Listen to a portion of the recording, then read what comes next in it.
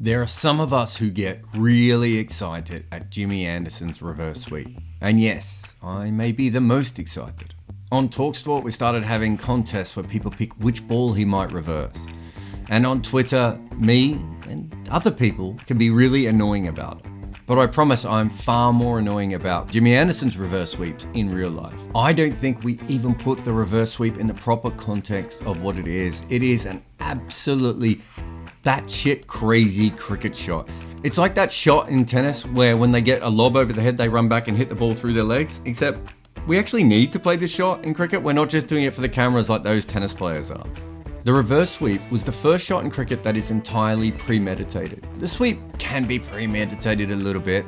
Obviously there are shots that are a bit more premeditated than others, but the reverse is 100% premeditated.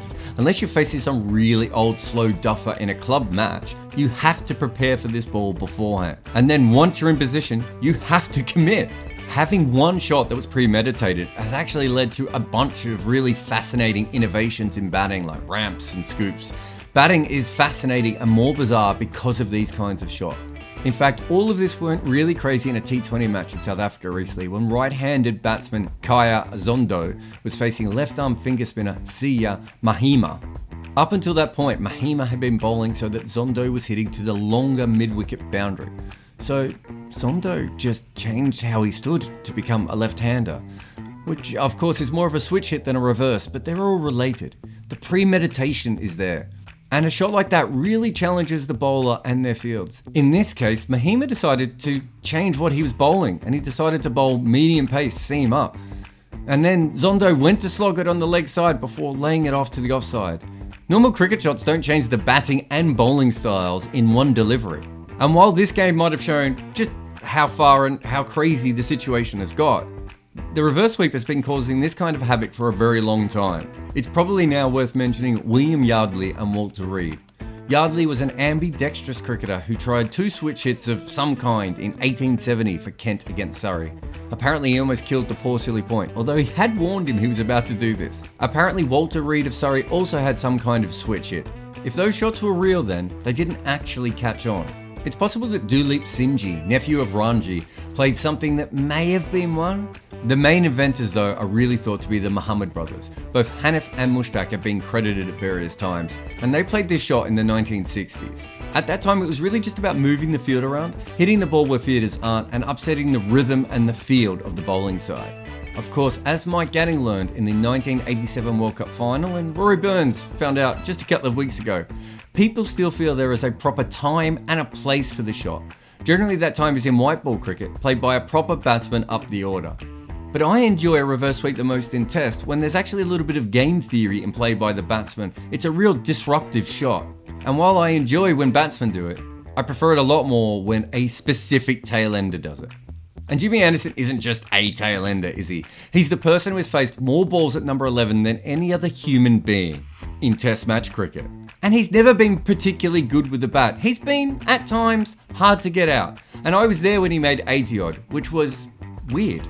But one thing Anderson has never really handled is spin. To prove it, I have only gone and found the origin story of how the reverse sweep took over his life. Both myself and Jimmy were in the second academy intake when Rod Marsh was sort of academy director, so it was based in Australia. A lot of it was based around playing fast bowling, and then we had a spell of a week, if not 2 weeks, where we had Greg Chappell come in, or it might have been Ian Chappell, get them mixed up. And we'd have sort of the simulized sessions out in the middle, where it would be myself, Monty Panesar, maybe somebody else bowling some spin, and the batters weren't allowed to wear pads. Almost every single time you bowled at Jimmy and he tried to play forward defensive, he'd probably get out. Every single time, and it didn't matter if Monty was bowling at 90 miles an hour, ragging, bouncing balls, every single time he tried to reverse sweep it, he'd hit it for 4. Or he'd nail it at the fielder. Never looked like getting out. And I suppose the end of the trip, we basically said, your best form of defence is to reverse sweep every single ball that's bowled at you off spinners. He just nailed them for fun.